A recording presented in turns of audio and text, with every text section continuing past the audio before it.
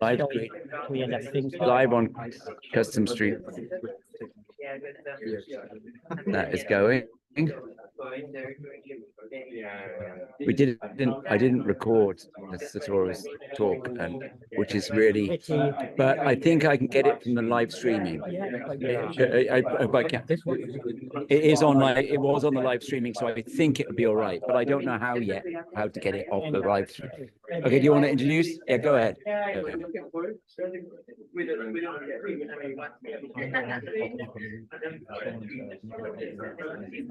Good. Are you unmuted? Yes. Okay. Good afternoon. It's 2:35. We're running 5 minutes late, which is all okay. Welcome to the afternoon session, which will begin with Raymond Wiedmann. Excellent. I can almost read. He will talk about topological responses from gap trial points in 2D altermagnets. Exciting. Yeah, thank you so much. Thank you for the opportunity to speak here. I'm very excited. So yeah, as already mentioned, I'm going to be speaking about topological responses in the 2D altermagnets. And this is a project that I did together with Kirill Pachikov and Andreas Schnieder at the MPI Stuttgart. And we also had a lot of very useful discussions with Niklas Heinsdorf and Moritz Hirschmann, who are already also members of the group. Okay, so we already heard quite a bit about magnetic materials, or like in the previous talk, but I still want to start off with a quick reminder on collinear magnetic order. So this is what we're focusing on here. So up until a few years ago, when thinking about collinear magnetic order, we've usually grouped them into these kind of two groups here: ferromagnets and antiferromagnets. And ferromagnets, as well know, we have one magnetic sublattice with all spins pointing in the same direction and a finite net magnetization. And if we then calculate some electron bands, for example, for a ferromagnetic material, these would be spin split. So we could have a spin polarized behavior at the Fermi surface in ferromagnets. In antiferromagnets, on the other hand, we have two different magnetic sublattices, spin up and spin down, which are however connected by a symmetry, which is a translation or inversion symmetry between the two lattices. So translation or inversion, time reversal will bring us from one sublattice to the other. And this leads the electron bands to be completely degenerate in the Brillouin zone due to Cramer's degeneracy. And due to the symmetry, you also have a net magnetization of 0 generally in the easy case. And at the Fermi surface, this looks kind of non-magnetic-like because we have this full spin degeneracy of the bands. Now, a few years ago, however, a third kind of collinear magnetic phase has been established after having a few experiments also showing kind of unconventional behavior in antiferromagnets. And now we know that this is actually a distinct third collinear magnetic phase, which is called altermagnetism, which now combines feature of both ferromagnets and antiferromagnets, in that it has two different magnetic sublattices, so again, spin up and down, which is indicated by in red here. But due to the crystalline environment around these magnetic atoms, what we find is that we actually don't have the translation inversion symmetry anymore between the magnetic sublattices, but we now have a rotation symmetry or a mirror symmetry connecting the two sublattices. And this now leads to the electronic bands to be split, so spin split. In K space here, we still have a few nodes that come from the symmetries that now connect these sublattices. And also, if you look at the Fermi surface, these can have kind of structures that remind us of kind of superconductors, so we can have some kind of D wave structure with these nodes here, but also D or I wave structures. And similar to the antiferromagnets, we also have a net magnetization of 0 here in the system. So we can really see that we have features of both. And so why are these materials interesting? So we already heard before that antiferromagnets are very interesting in terms of spintronics devices because we have this net magnetization of 0, we have no stray fields, it's pretty robust to external magnetic fields. And this now also goes for altermagnets in the same way. You have these symmetries that brings the magnetization to 0. And at the same time, however, we have the spin splitting, so we can really have some spin polarized behavior here in our system. Question? Yes. Since you mentioned D wave, is this purely a feature of itinerant magnets, or could a local moment magnet exhibit altermagnetism? I mean, these are systems with really local magnetic moments in the same way. But you've got a band structure here. Supposing I had no itinerant electrons at all, just local Heisenberg spins. So could I have an altermagnet? Would it be possible? Yes. So for example, if you look then at the Markman excitations, you can also have this kind of behavior of the altermagnets. So what would I have to, since I don't have the possibility of describing a D wave correlation of the electrons, how would I describe such a thing? I mean, it's really about just the structure of how it looks like. It's that's about the correlations here, this kind of description. It just kind of borrows the language. Yes, I'm not sure. Orbital order. What we know and what we call orbital order So, yeah, okay. in the local field. So you need another degree of freedom beyond spin. Yes. I'm not, but I'm sure. Yeah, okay. I guess. All right. Thank you. Thanks. Okay, so yeah, this is why we're interested in altermagnets, and what we were in particular interested in is topological band features in these kind of systems. And in particular, we wanted to look at topological band crossings in 2 dimensions. So if we think about graphene, we know that we have these Dirac points, which are effectively these kind of linear band crossings here in a non-magnetic system. So we have spin degeneracy of the bands. And in 2 dimensions, these kind of point crossings here have to be protected by a symmetry, otherwise they're unstable to any kind of perturbations. And this can be mirror symmetries, or also time versus has inversion symmetry that can protect these Dirac points here. And as I said, there's spin degenerate, so we don't have any kind of spin polarized behavior here. However, if we now go to magnetic materials, for example, to ferromagnets, we can have this kind of spin polarized behavior. So there we would now call them Weyl points in 2D. For example, in a ferromagnet, we have net magnetization, you have the spin splitting, as I mentioned, which means we can now have these linear band crossings between single bands. And again, we need some kind of symmetry protecting those, otherwise they're unstable, which can again need some kind of mirror symmetry, for example. And we have spin polarized behavior here. However, we still have this finite magnetization that we have in ferromagnets. And the question that we ask now, can we have these kind of Weyl points in these 2D systems, 3D magnetic systems, without finite magnetization? And the answer is yes, as you can maybe already mentioned from the previous slide. We can now actually have these Weyl points in systems, in these altermagnetic systems, because we do have the spin splitting, while at the same time we have vanishing magnetization in our system. And again, we can have a mirror protecting these crossings, which has already been studied here, for example, in this recent paper. But we actually find new possibilities now to protect these kind of features, these topological features in 2D altermagnets. And the reason for this, and to understand this, we have to look at the symmetry description of altermagnets. And altermagnets are described in 3D by so-called spin space groups, and in 2D these are called spin wallpaper groups. And these describe systems with negligible spin orbit coupling, where we kind of decouple the spin degree of freedom and the kind of lattice degree of freedom. So we can have symmetry actions independently on the spin and on the lattice, so they're not strongly coupled to each other. And this is now can describe these altermagnets systems. And the kind of symmetry group element then looks like this. We actually really have to have 2 operations, one here on the spin, one on the lattice degree of freedom. And one example is that in general, not only in altermagnets, but generally in collinearly ordered magnets, what we always have, for example, for a collinear order in Z direction, is that we have an SO2 symmetry, which is just kind of the spin rotation along the axis of the magnetization, if we have this kind of decoupled system. And we also have a symmetry that looks like this, which is basically a 180-degree rotation of the spin, and then time reversal just brings it back up to its initial position. So these kind of symmetries we always have. And what we now look for is symmetries that can protect these Weyl points. And we found that besides the mirror symmetry that we already know can protect this kind of feature, we exactly get a symmetry that has, as the spin part, exactly this kind of symmetry from the collinear order, which is spin flip with the time reversal. And in real space, or like in the lattice space, we have an inversion. And this can now protect our Weyl point crossings. And what we then did is we just constructed all the 2D spin space groups, which allow for altermagnetic order, and picked out the ones which have either one of these symmetries. And we found 12 in total, so there's some doublings here. We have 12 in total. And so we know now that systems in 2D with this kind of symmetries can in general protect these spin polarized Weyl points here in altermagnets. But this seems maybe still a bit dry. So in the next part, I want to show you kind of the physics behind this, so now how would this actually look like in a kind of minimal model. We picked out one of these spin wallpaper groups here and constructed electronic time binding and Magnon models to look at the kind of physics that arises from this. And I will present to you the Magnon model that we constructed. So just a quick recap, even though we've heard a lot already today. So if we have a magnetically ordered system, we can look at kind of low energy magnetic excitations, which are these collective excitations of the spins on our lattice, which form spin waves. And then the condensation of these spin waves are magnons, which are quasi-particles, bosonic quasi-particles.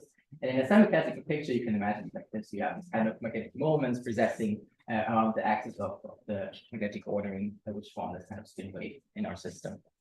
And these magnons can now carry a chirality. So again, in a very simplified way, the chirality of the magnon just corresponds to kind of the direction of the precession of the magnon modes.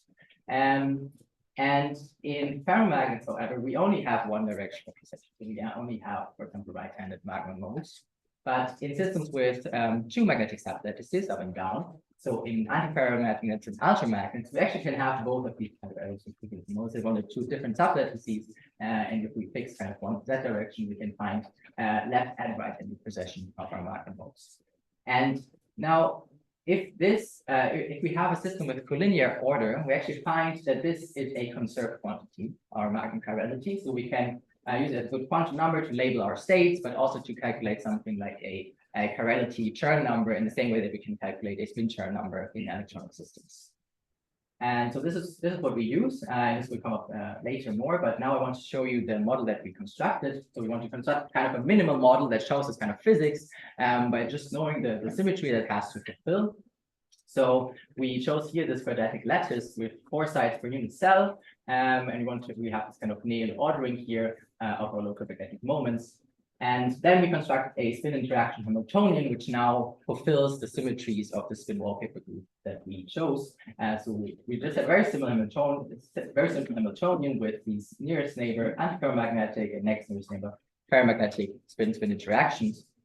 And now with this, we can perform linear spin wave theory to look at the non-interacting magnon spectrum, which looks like this now.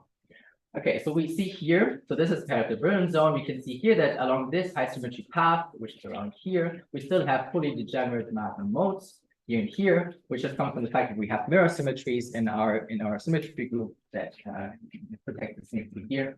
But if we go in this diagonal direction, we actually can find exactly this altermagnetic kind of splitting of the two magnon bands of opposite chirality. And importantly, here we find our Weyl point between two bands with left-handed chirality, where we in total actually find 4 of them, and they are protected by exactly the symmetry that I showed to you before. And the 4 Weyl points that we get are connected by a 4-fold rotation. So that's what fixes them to these positions here.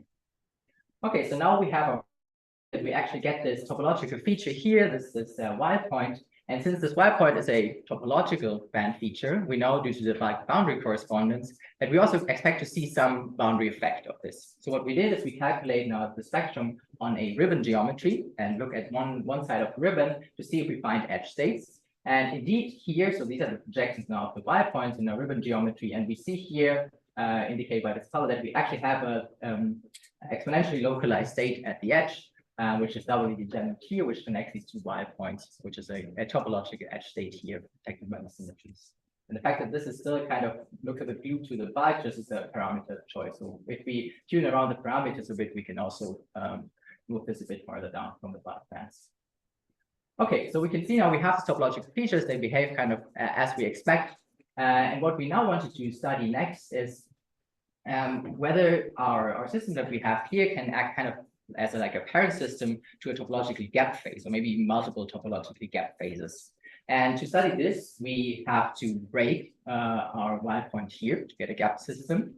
And for this, we introduce a mass term, which, well, actually, we introduce 3 different mass terms. We have here a k-independent one and then 2 k-dependent ones, which have to break the symmetry protecting the Weyl points. So we choose here the sign +1 on the A and B sublattice and -1 on the C and D sublattice to kind of break this inversion symmetry of our system. And we see then that as soon as one of these parameters here is non-zero, we will gap out our Weyl point. And with this, we can study by looking at different values for these parameters how the phase diagram looks like. And we can see that this is very rich. So we get a variety of topological phases here, So of course, if we're in the middle at 0 for both, we are in, or close to 0, we have still a trivial phase. But then we can see here we have phases with finite Chern numbers. We have phases with finite chirality Chern numbers, which are the Magnum equivalent of a spin Chern number. And then we can also have these kind of mixed phases, which have both chirality Chern number and Chern number on 0. And now again, we know that in these topological phases, what we expect is to see edge states, topological edge states, but also topological responses. So in the Magnum case, this is a thermal Hall, anomalous thermal Hall, and Magnum-Nernst responses. And this is what I want to show you now for a few different phases, as we actually indeed find this topological behavior. But before that, just briefly about these topological responses for Magnons. So basically what we do here, in contrast to electron system, is we apply a temperature gradient across our sample. And then if we are in, for example, a Chern phase, we expect to see anomalous thermal Hall effect. So we expect to get a transverse current, like a transverse thermal current here in our system, which if you look at the formula, directly depends on the Berry curvatures. Of course, we actually have non-zero Berry curvature. The Magnus-Nernst effect on the other side is basically just the analog to the spin Hall effect in electronic systems. So again, a thermal gradient across our sample, and then we get a current of like a chirality current. So basically, the two chirality magnets move in opposite direction, transverse to this thermal gradient here. Okay, so these are the responses that we look at, and now we can actually look at the different topological phases. And so the first one that we studied is the one with a finite Chern number. So here, what we expect to see is some chiral edge states, and this is exactly what we get. So again, we have kind of ribbon geometry that we calculate their spectrum on. And we see here that on per edge, we get two edge states, which are degenerate in the chirality and which move in one direction, which are chiral. And this means now that if we calculate the topological response, is that we do get then a thermal current in our system. So we get a finite thermal Hall conductivity. But the Magnus-Nernst coefficient is exactly 0. So because we have this exact degeneracy of our chirality here. Now, on the other hand, if we are in a phase with a 0 Chern number, but a finite chirality Chern number, we get again two edge states, but these are now not degenerate anymore, but we have the two chiralities of the magnons basically moving in opposite direction in terms of these edge states here, which means that we get a 0 thermal Hall conductivity, so no net thermal current, but we do get a Magnus-Nernst current. So Magnus-Nernst coefficient is non-zero in this phase. And then lastly, in the phase where we have both Chern and chirality Chern number, we see that we have now one edge state only, which is of a distinct chirality here. And this now gives us a finite thermal Hall and Magnus-Nernst coefficient in our system. So as we expected, here in this very rich topological phase diagram, we get exactly these kind of responses that we would expect.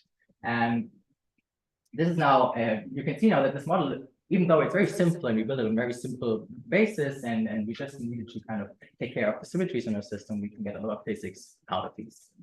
And as I mentioned before, we also did the same for an electronic time binding model. So I just quickly want to flash to you results for this. So we basically built this exact same kind of model for the same symmetries. Here we also now find this Weyl point crossing. And by introducing the same kind of mass term, we get the same topological phase diagram, and then of course also topological responses. In comparison to the magnons, we know that for electrons, we actually get quantized responses at t equals 0. Magnons because they're bosons and do not have anything at t equals 0. And then also the edge states have the same kind of structure in the different phases. So yeah, I hope I could convince you that altermagnets are actually very interesting systems because we can use a lot of what we already know, but now have more possibilities to play around with it due to the symmetries. And we have this kind of combination of properties of antiferromagnets, like the compensated magnetic order, and of ferromagnets, like the spin-split band structure. And I showed you that we can now have these Weyl points without any finite magnetization in our system. And what we did is we constructed all these alternative spin wallpaper groups and picked out the ones that can protect the Weyl points in 2D. And I showed you an example of this Magnon model with the phase diagram and these edge states and the topological responses. And yeah, if you're interested in more details, we have a preprint on arXiv. So please check that out also for more details on the electronic model. And with this, I want to thank you for your attention.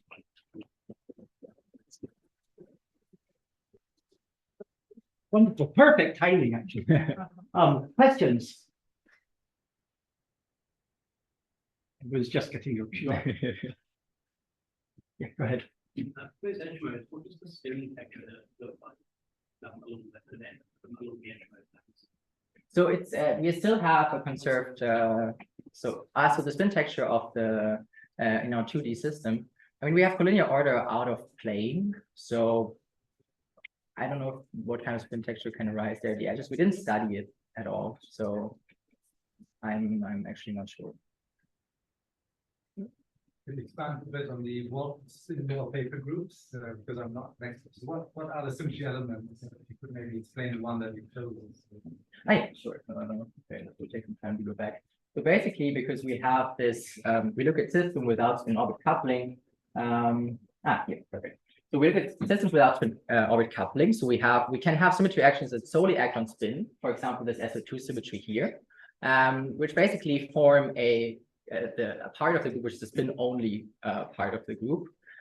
So this really only acts on the spin on lattice, as well as also this kind of symmetry here of the collinear order, which really doesn't do anything on the lattice in terms of a symmetry action, but only on the spin.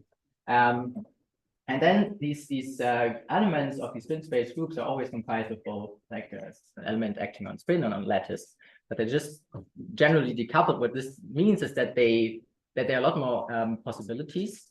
But they do also include, so one can also construct all magnetic space groups from these kind of spin space groups at the end of the day. So, and so it's just the C4 group, so for square lattice. So yeah, so the that's just a regular point group. Yes, so you have to look at so basically how you can construct them is looking at what symmetries the two magnetic sublattices have independently of each other. And then what kind of symmetries connect the two sublattices, which then also include some actions on the spin usually. And then you have an extra part which really acts only in spin space. So there you don't take into account the lattice at all. So there, this is completely separate. And yeah, these are actually needed to explain also a lot of additional degeneracies that have been found in some band structures and couldn't be explained in terms of magnetic space groups only.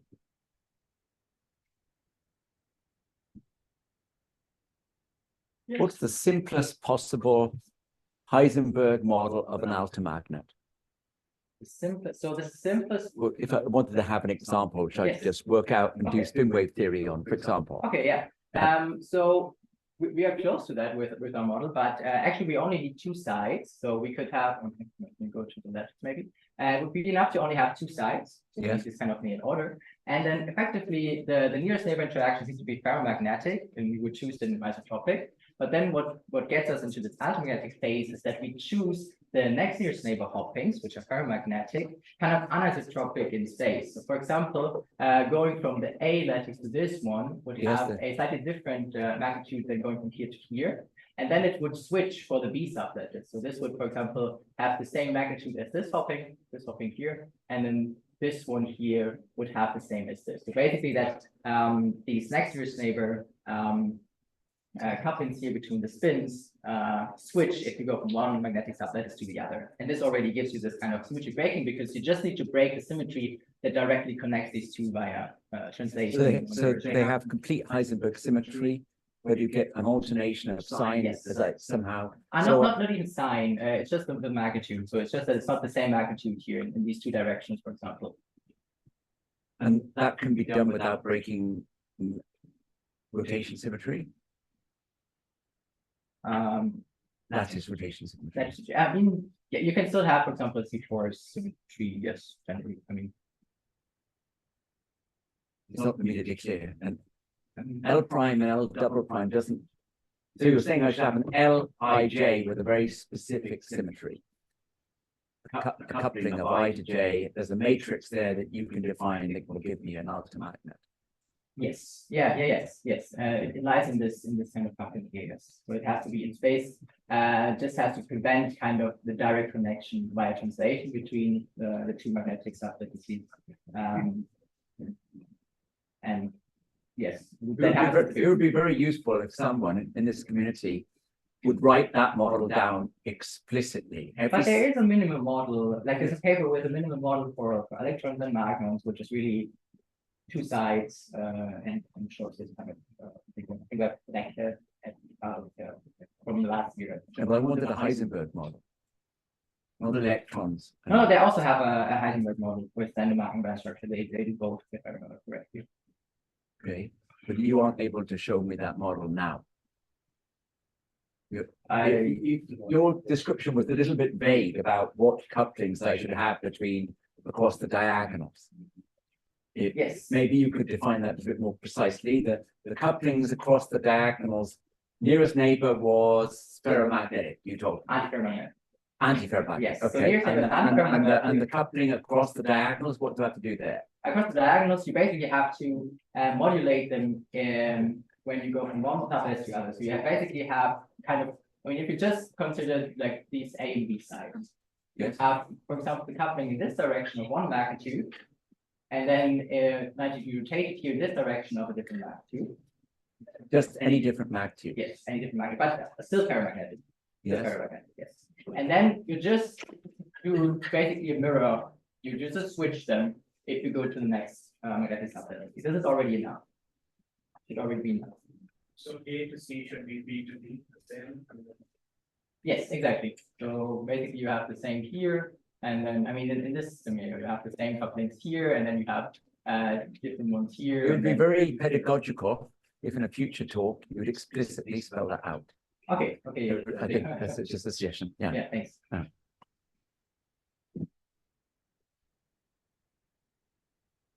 Any other questions?